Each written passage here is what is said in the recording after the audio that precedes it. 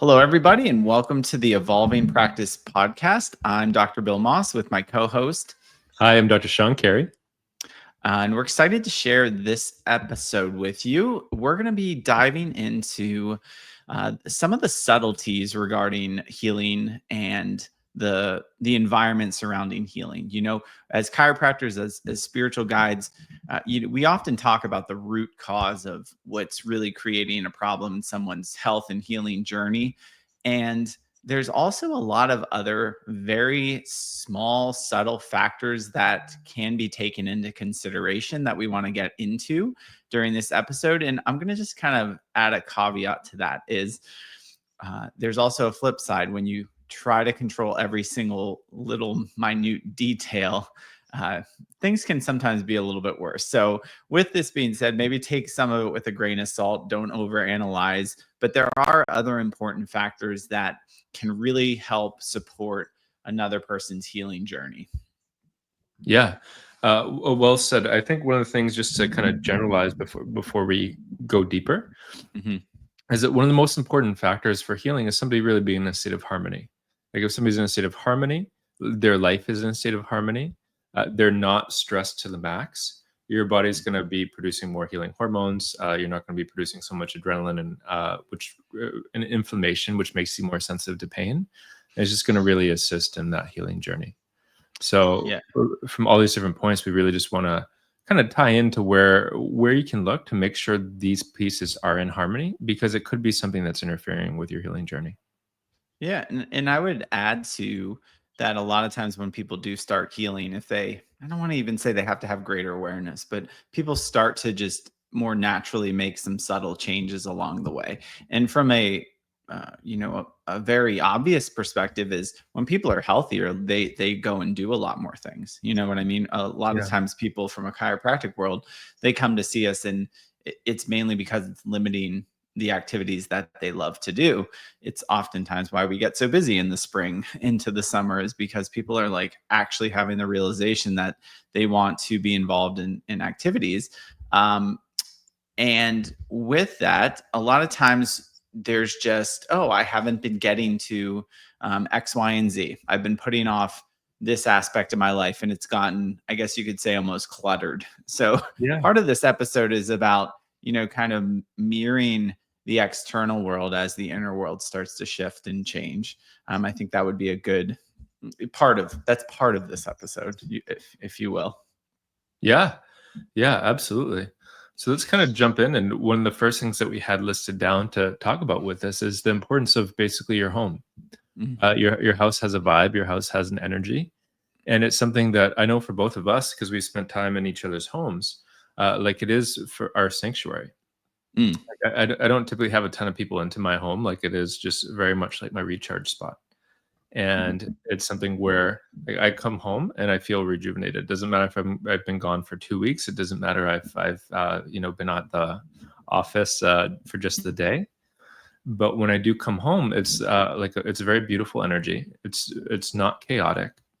Mhm. And it's something that I can just kind of really relax, let my armor down from a stressful day, and then just really start feeling recharged from it.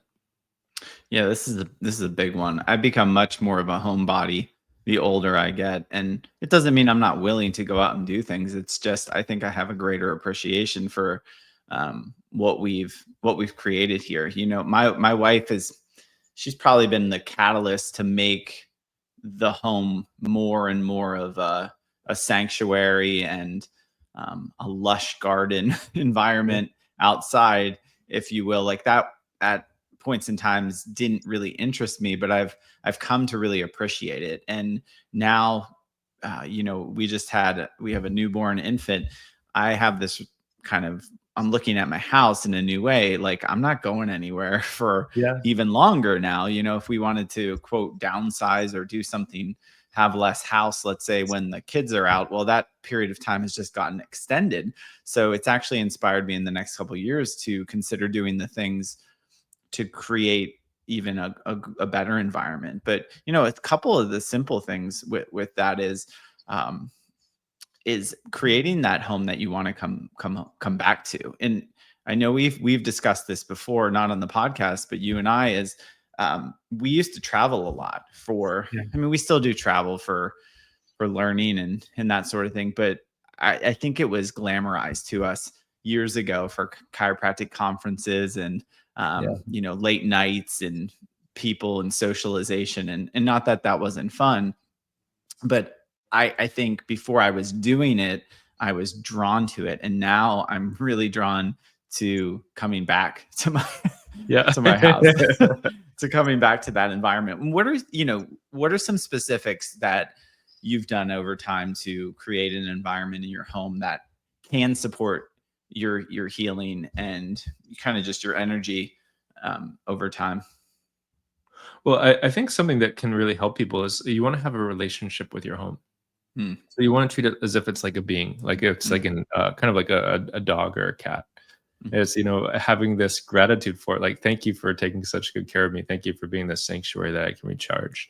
Like, you want to have this relationship with it, like in that way, as if it was a living thing. And like my home, it's crystal gridded. There's different crystal grids that are done in the mystery school tradition. It's something that you can learn to do for yourself. It's a service that both you and I offer too. But Yep. that brings in this beautiful energy of harmony that's always there. It's like there's a temple always there. Uh, and there's many different layers of energetic support in my home for me, so that when I do come in, it's just like there's so many angels around, there's so many beautiful beings around. The energy is in such a state of harmony that I do just get to relax. On a more simple level, it's having things that are like I really enjoy, like maybe some art or just different things that are just kind of me. Hmm. And one thing that I do a lot is like sage and clear the energy of my home. And it's something that is really not so much from it's more the stuff that I'm continually shedding. Like if Hmm. it's things I'm bringing into my home, maybe there's a new piece of furniture. I'll sage that and purify that first and cleanse it. But oftentimes, energy I'm cleansing is just more the energy of stuff that I'm releasing. Yeah, it's good. I don't think enough can be said for the crystal grids really do make a monster a massive difference. Yeah, It's strikingly obvious. And it's as obvious that people who aren't even aware of that that's a thing that done, because they're not super obvious to have that type of gridding done in your house. right. But it's very obvious in the comments that people make and the conversations that people have, and the way that kind of energy moves within the home. And it's been really helpful. Another practice that we have kind of continued is we have a lot of the four elements kind of represented in Yeah, most rooms. Also, my wife loves plants, and I forget what her ratio is of, like, she has a specific ratio. I'll have to ask her of how many plants to like the square footage, but we've definitely added more internal and external life, um, literally, to this house over the years, and it is really quite nice. I don't want to say I'm not grounded. That's such a I'm not a very earthy person, right? Like, I'm right. always in like idea land and dreaming and action and activity, and um, but having that represented in the house has really helped me experience more balance, peace, and ease, and even better sleep. I definitely noticed that we've added more Yeah, plants into like our bedroom, and that's been really, really helpful. But it all helps create that harmony and balance, like you said, and it should be a space to like recharge, and yeah, recharge for all the work that we do, because it takes a lot of like centering to do healing work. And anybody that does that, I can't imagine coming home to a place that's not well put together, that's not simplified, that's not purposeful, right. because that would start to, I think, bring me down and drain myself. So it's one place to look, if you're feeling very drained, if you're not feeling productive, if you feel like there's a mountain to climb in your healing journey, the house is a really good place to kind of just take a look and start. And if you're somebody that has an office too, like your office Mm. is kind of an extension of that as well. Like my office, there's a lot that happens there, but it's not chaotic. You walk in, Yeah. the energy, like it's really beautiful. It's really nice. For all the same reasons. And if it is something like it is a place that we spend so much time in, like wherever it is that you work, so you also want to make sure that and even if you drive a lot, maybe somebody has a sales job and they're just constantly in the Mm. car. Like I don't have to Yeah. commute a ton during the week because my office is like 15 minutes from home. Yeah. But like if you're spending 3 hours a day in the car, make sure the environment in your car is really nice. Like Mm. and have those things that just little touches of you that help to uplift energy. Yeah, that's a really good point because I got my truck detailed recently, and I actually did that for my team. And when you do something like a detail, right, like this deep Yeah. cleanse, it's a lot easier to maintain afterwards, and there's like a Yeah. lot more motivation. So I think that's true when people see progress and, oh, I lost a lot of weight. Well, like then there's motivation to like take care of the fact that you really got yourself together, and that's true on the external world, and I think that's a Yeah. reflection is. It really helps to kind of create that discipline in other areas of your life. So it's a good place to start. I know if some people just don't have the energy to like do it, and that's why it gets kind of out of sorts. But maybe a good approach is to start cleaning up the external world and see how it looks and feels on the inside. So I like that one. Yeah. Anything else you want to share before we move on to the next one, Bill? No, I think that's pretty good for the house. I mean, I think we spend so much time in it, and the rooms Yeah. that you spend so much time in, like we do spend 8 hours quote sleeping. So like that environment really does matter, and what you surround yourself, and even from like symbols and art and that lifts you up and brings you joy. And I'm a big fan of books. Like I'm a Yeah. big reader, and my wife's like, well, I read the book, I'll get rid of the book. But I like having materials that I read that kind of serve as reminders um, of of progress and growth and that sort of thing. So, and knowledge and education and learning. So, I like having those things around that, and not overdone. Not like I'm not a hoarder at all either. Like that, I almost made Right. it sound like my Right. wife's good at throwing things away, and I'm good at keeping them. But when it's coming from a book perspective, I'm actually, um, that I like to be surrounded with the things that inspire me. I guess that's probably the simplest statement that would help kind of put your house together in a purposeful way. One tip in regards to that is something that I learned, I don't know, 5 years ago maybe. It was that was shared with me by somebody who really understood feng shui. And Mm, one thing that was advised not to keep was actually your journals. I used to keep like all my journals, mm. but oftentimes it's that might be where it's like we're putting our emotional distress or you're really upset about something and you're Ah, trying to process it. interesting. So it was like those. I do like to keep books as well, but those pieces I'll let go. Like it was just something that I was just kind of like emotionally processing or mentally processing. Like Makes to me, it sense. doesn't really serve to pick up a notebook from 5 years ago because it's just you're like not like a I don't mean like a class notebook, like if we're in a class Yeah, taking notes, but yeah, like a journal of something I was emotionally processing. So those things I do let go. that makes sense. I like it. Yeah. All right, so the next one we broke down is the idea, this concept of relationships. Who are you surrounding yourself with, from partner, kids, coworkers? Healing we can actually outgrow, and this outgrowth from the people, you're not getting rid of your kids, okay? Right. But you can outgrow you can outgrow a lot of your position, your coworkers, your friends, and that's, the people you're surrounding with yourself do really influence you. I mean, it's almost cliche in the self-development world to talk about the influence by the five people that you surround Yeah. yourself with, but there's a lot of truth. The big extraction from that is the people around you actually matter. So if, from we hire people, so Yeah. hiring people is a huge important piece to that. But as far as your healing goes, relationships is a good place to kind of start to look at, because when there's healing, those are very much affected. Yeah, and they matter way more than we think too. Like everybody kind of acknowledges that relationships matter, but I think that people way underestimate how much they actually matter as far as the day to day quality of somebody's life. So, Yeah, totally. and oftentimes too, it's like there's this like sometimes relationships just need more investment. Just like they need more caring, and it's not Mm, always that things are being outgrown. It's like the relationship just might need more care. mm, So, sometimes it is like you do outgrow and you have to face a reality that something's holding you back. But Mhm. sometimes it's just that that person, like, there just needs to be some more, like, light brought into that relationship.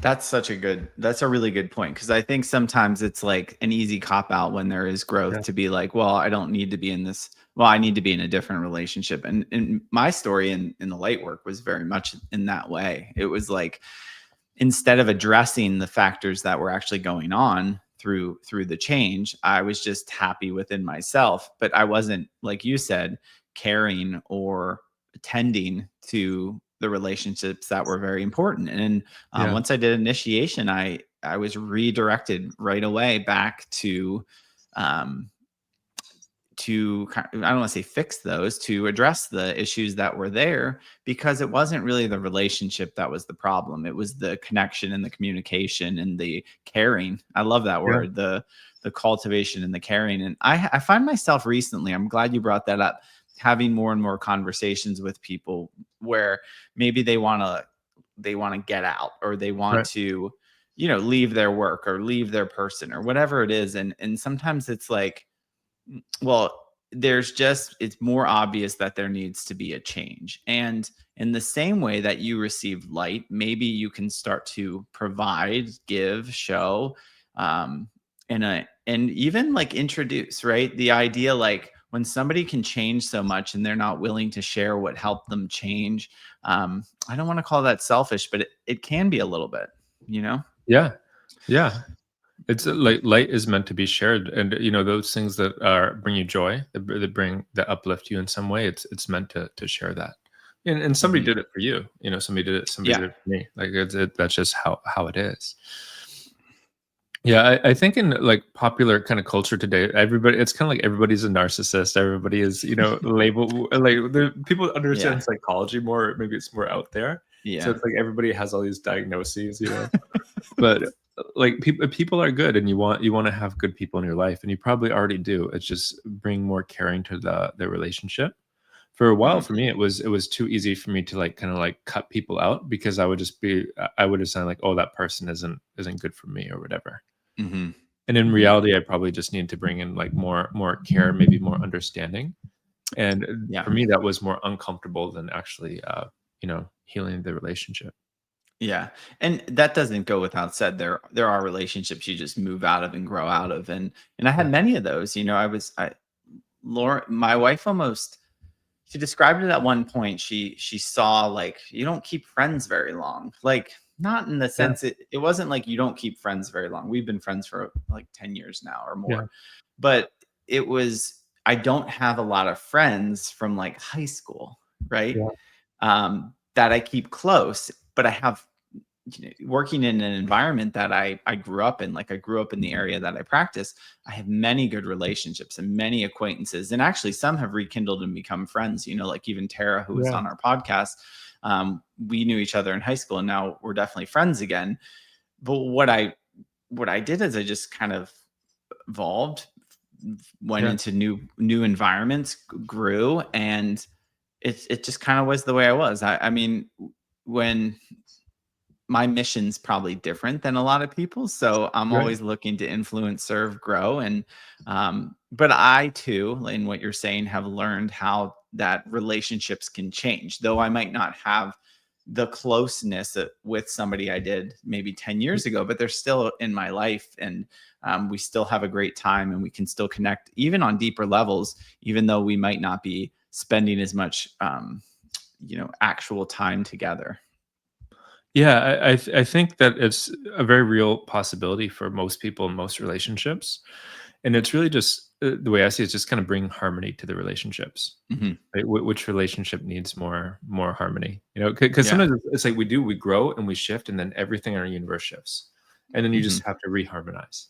Yeah. Yeah, Yeah, I mean, it can be really challenging when you're trying to quit like some kind of substance that, like, yeah, was part of the equation. I mean, we neither of us drink or use any drugs or anything of that nature. And but I know back when I did drink years ago, like, that was a very big part of relationships. And whether I yeah, wanted to admit it or not at that time, it was a major factor in my social life, I guess you could say, even though I wasn't a problem. I guess we're all kind of a problem to some extent. Even though it wasn't a classified problem in society, it still was a big factor. And when you start to move away from that, and that's something that really brought you together, that will challenge a relationship. Food, if you make dietary changes, that can really challenge relationships because it requires different, and people don't always understand different. But Yeah. I think the message in this is there's a way to still have the relationship. Just because you change one little detail about your life or one little aspect, the people that really care will respect it. And I think that's where you start to kind of have a deeper understanding of um, where the connection is, and are they someone that you want to continue to grow with. Yeah. Very well said. Cool. Anything you want to add or to wrap up the relationship thing? I mean, probably this is a part of every episode, but today we're talking about like assessing it with regarding your own healing. Just kind of a random point that ties into it is that we did do an interview with Alex Cheho, who's an amazing astrologer. Something that can be Mhm. helpful with relationships is to look at your astrology, especially in terms of the planet Venus, because that's essentially the astrological Mm. component that governs relationships. So you can certainly learn more about yourself that way. Like it's great to get a chart reading, and then you can get a lot of nuances about yourself and relationships. Mm. Yeah, that's so good. We didn't even say the relationship with thyself, right? That Yeah, matters a lot too. yeah. Oh, I when we were like prior to this, I was thinking about that, how that really is the most important relationship actually, because it is, Yeah. the relationship with yourself, like you're the only person in your life who's going to be there your entire life in that way. And it affects how you sleep, it affects how you feel, it affects how stressed you are. Like any changes that you need to make your relationship with yourself better, do that.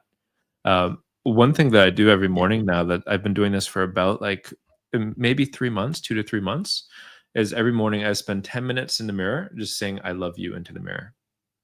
And it's been life That's changing. It's been awesome. really, really cool. That's awesome. I forgot about that directive. I'm gonna get back. That's a really good one.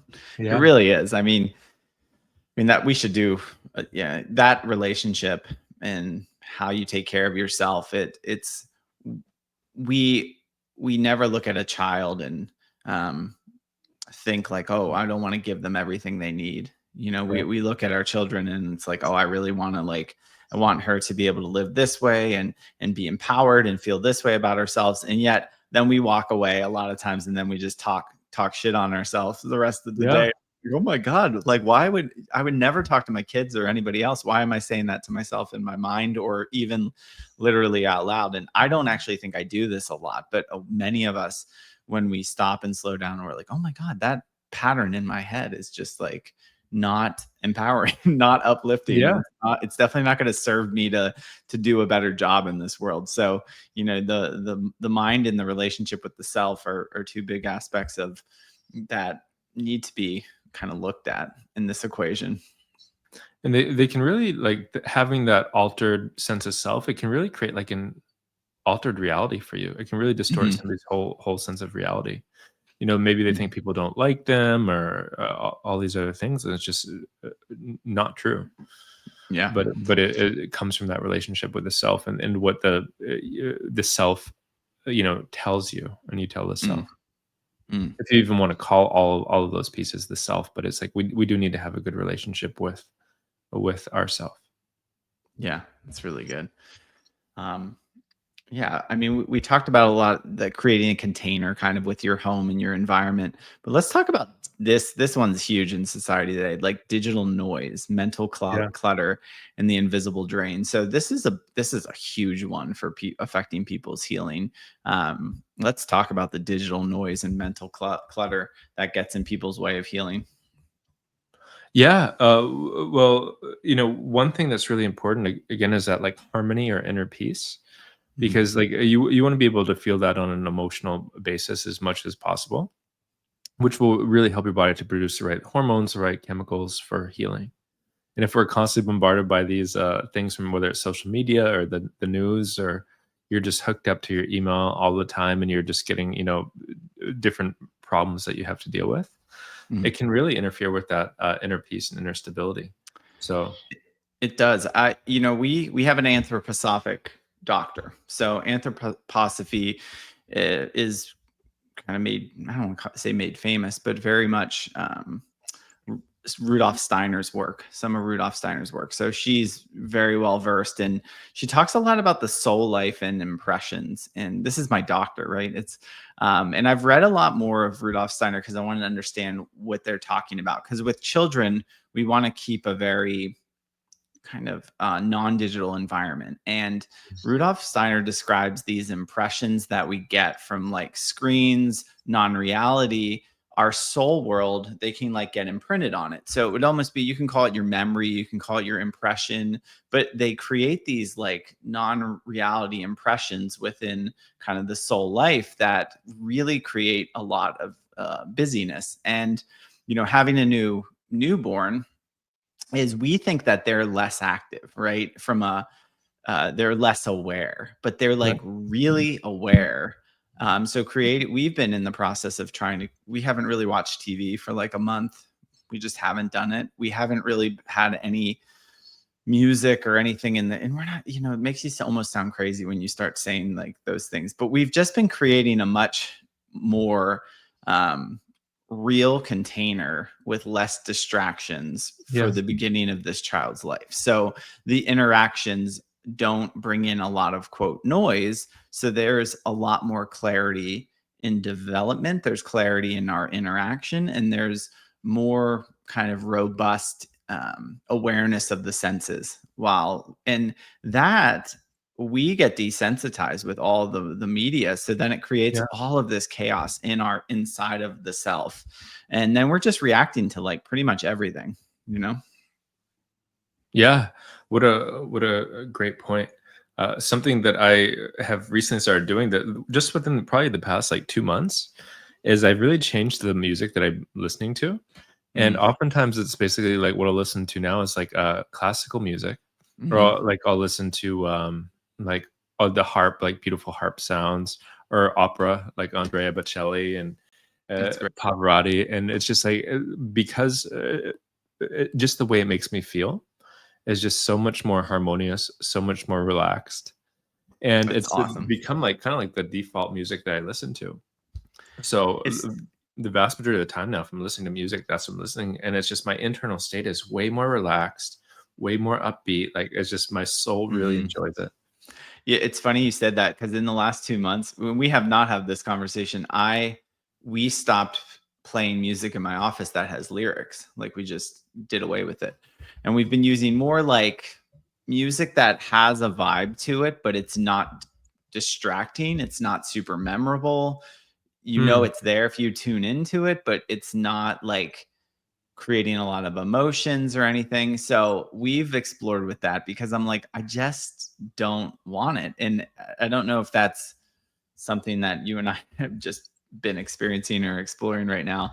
Anyway, but it is really helpful. Even when I've been driving, because I haven't been listening to music, I've been listening to more books and enjoying just kind of taking in information. But a lot of times now I'll drive with nothing. I Hmm. won't put anything on. I'll drive in total silence. And when I get up in the morning, I get up earlier than everybody. I really kind of just leave my phone in a place for the first probably 30 to 45 minutes because I don't want that noise. I don't want Yeah. to just let the program me that day. I kind of want to like just have my time with real things. And then that is different. It's different to hold a book, right? It's different to Yeah. hold even a record, right? And it's much different to play an instrument than just listen to like completely digitized music. There is so Yeah. many more layers of um, sensory Sensation. Yeah. experience, yeah, in that. And that's richer. And we don't, we just kind of move through our day not even considering this. And I love this concept, even from our food, right? We oftentimes, you want to like slow down the noise, like make all of your food. And Yeah. I Yeah. do this from time to time where I get really into preparing and making recipes and doing things to prep my food because there you have a different experience with your meals when you do it that way. Yeah, 100%. And it's something that you have like so much influence over, and it might sound a little silly or nitpicky, but like imagine you go have an amazing massage or you have an amazing adjustment or acupuncture session, and then you're driving back right after, you're listening to this like intense heavy metal or like angry rap or something like Yeah. that as soon as you have that experience. And with our food, it is like we're putting it in our body. We want it to have a certain energy to it. We want it to have a certain frequency. And Yeah. I think that there's kind of like one area in your life that you're going to like splurge a bit. I think that food is such a great way to do it. It's like you're just getting healthy food for your body, whatever that is for you. Yeah. Yeah, and I think a lot of what we're describing is like recognizing this like frequency and vibration Yeah. conversation where when I also like the this concept really helped me with this busy digital environment is when someone has a fever, right? Like it's good to not have screens. It's hard. I mean, as a kid, it was like if I stayed home from school, what did I Right. do? I watched like I tried to watch the longest movie possible, we owned the Ten Commandments, which was like two VHS. Oh, wow. I remember I actually watched the Ten Commandments a bunch of times when I was sick because it was like the longest movie we owned. It was Yeah. like four Yeah. hours and two VHS. But in having conversations with our doctor is like describing a fever as when you have a fever, your internal world is really complex. So you want to Hmm. keep the external world very simple, from the food that you put in your body to what you see, what you're looking at and what you're doing, because you want that body and being to be focused on the work that it's doing because it's really complex. And I was like, oh, that like makes sense. There's a lot of processes and a lot of stuff that Yeah. happens with a fever. And the tendency is when you're sick, and it's harder with a child, right? But for us, it's to, distract ourselves, use a lot of digital stuff, lay on the couch, but keep our mind busy. And I had never looked at it that way. And I hope that helps somebody. I definitely approach this more in this manner now. So having that information, and it is a little harder because you kind of have to sit with the self, and it's uncomfortable, but it was helpful, and it did create a little more peace, and it helped me just float in and out of sleep until I was Yeah. better. Yeah. I think when you're working to heal some really big stuff too, maybe somebody has cancer or there's just something major Mm, going on. Like, it is really important to start considering these other factors even more. hmm 'Cause for I'd say most of my clients, it's they can get away with not doing a lot of it, hmm and still get that like physical, still get a certain level of healing. But hmm when somebody's like in really rough shape, you really have to start like taking as many different stresses away from the system as you can, hmm uh, and just letting the body use its resources for healing. And when there's Yeah. chaos in these different channels, it interferes with the healing. Totally.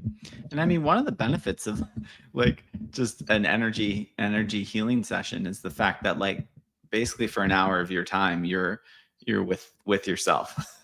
Yeah, There's many things that the session can work on, and aspects of you that it can work on. And there's also this piece that like for an hour you're letting go. yeah, You're not responsible for anything. You're there. There's not much music. There's not, yeah, outside world coming in. There's not your digital technology. And it does create a better environment to help support the healing. And I think that's become more important in our lives as practitioners. The longer that we go is creating that environment. So it helps support us in our work as opposed to, um, creates more resistance for that person. So we are very mindful of what that's like for the people that we see too. yeah. It's so helpful, and like you walk into the space, like, and it's there's a beautiful temple that's been created with sacred geometry, and just yeah, that maybe Mhm. there's incense or there's nice instrumental music, and it's gets to be all about that person, and you don't have to make small talk if you don't want to, or you like, or you can. It's just like it gets to be about whatever the person needs, and Yeah. just going into that state of like letting go and receiving. Yeah, and that's kind of the last aspect of Yeah. you just coined is talking about this concept is some of the hardest medicine is letting go of what's no longer serving, what's no longer in alignment, and um, that's hard to acknowledge when our environment's blocked, when we're blocked, when we can't forgive. Letting go is a really big part of healing, and I think it's one of the most under recognized of the subtleties as far as healing is concerned. Yeah, it's like we need to have a certain amount of space within us, like within our energy field. And Mm. oftentimes that space is filled with things that are causing pain, or maybe like attachments that are just um like don't serve. I Mhm. recently, like just a couple weeks ago, I bought the house I grew up in that my dad and my grandfather built. So, Oh, yeah? yeah, I've had this house for a while, but just a couple weeks ago, I finally got rid of my baseball cards from childhood, which I've had, Ah, like, they were in a special place for forever, and I had these tubs of baseball cards, and like I don't even know how many, like hundreds or thousands of baseball cards I had, but I just got rid of them because I didn't like they were I could feel they were just taking up this like mm, portion of my energy, and like I didn't want it anymore. As mm. like there's like this like little like 5-year-old me that thinks I'm gonna have a baseball card fortune or something like that. 'Cause everyone does, right? When you're a Right, kid, right, you're like, and it "If I like keep and these if I keep them long enough." yeah, and it was a different time then, like, baseball cards, like, people, collected them, it was a thing. Now it's really not a thing in the way it was. So I just got rid of them, but it was interesting how much of an attachment I had to it because it took, like, Mm, a very long time for me to actually be able to release that. yeah. And it Yeah, wasn't like it was majorly interfering with my life, but it was something that was like, okay, like, it was taking up space within my being in some way, and I just didn't want it to anymore. yeah. I mean, that's a great way to work with items too, and when you can physically let go of things, it usually helps us internally let go and knowing what to let go because it can be very easy where you're just doing a pattern or I've had these limits on my mind like of what I can or can't do or how much exercise I can handle and a lot of times when I find myself in this box of limits if you Yeah. will I sometimes if I'm aware ready and willing to just kind of challenge my own status quo you know and that sometimes helps me let go is like oh no this is what I'm capable of and this is what I can do and then it's like well no maybe I just need to like do it to a different degree so I can experience a level of what my life's like without that thing without that Yeah, limitation yeah. without that limiter that I put on myself. Yeah, and it's something that that people do all the time. Just create unnecessary limits that don't need to be there. So, and part of like letting go is letting go of those limits, like you're talking about. Yeah. And it's good when I think some of this earlier conversation of the layout and what your home environment is like, they help us remain in a new state of existence when you have let go, right? Like when Yeah, you've healed something big and you've moved on. It's like, well, I couldn't work out before and I couldn't garden. Well, now it's like you start to create the environment that supports the thing that you couldn't do, right?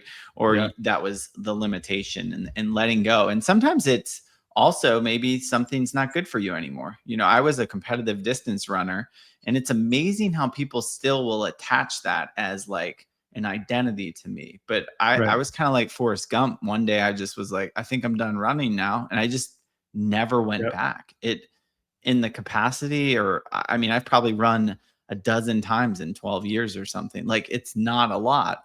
And it's I let go of it. I'm not carrying it around, but a lot of people carry other things for you Yeah. because that's what they're used to, right? I think like one of the biggest things we can let go of is our stories. Mm, And it can be stories about relationships. It can be stories about the past. It can be stories about these different like ways that we identify ourselves. mm. But it is a great thing to like let go of because we're supposed to change. And part of the change is that it's like letting go of what the old you, so that you can be the new you. Yeah, that's so good. It's like that's kind of with the why we call this evolving. Right? Yeah, That's yeah, why we chose that word is we're always evolving to get together, um, with ourselves and with our clients. And part of that process is letting go to go up. A lot of it's weight. If you're looking at it as physical weight, it's like taking rocks out of a backpack to make the climb a little bit more enjoyable and less tumultuous, if you yeah, will. yeah. Like things don't have to be quite so difficult, and if we're letting go, like not letting go of things at the right time can be, can make things just so much more difficult than they need to be. Yeah, that's so great. Yeah. So, we hope you enjoy these little subtle things. I'm sure there's plenty more that get in the way of people's healing, and some people have some really specific ones. But if you're a follower of the show or a follower on Instagram, let us know based on this episode. What are some things that you've shifted, that you've changed, that made a big difference, the subtle aspects of your healing journey. We'd love to know. And if you haven't, follow us on Instagram. We're the Evolving Practice Pod, and we are posting content along the way. We do have some interviews coming up in the summer months, and we look forward to continuing to connect with you. Yeah, it's been such a huge joy to get to connect with many different people and to be able to share these topics and conversations. And we'd love to connect even more. So please reach out and let us know your thoughts.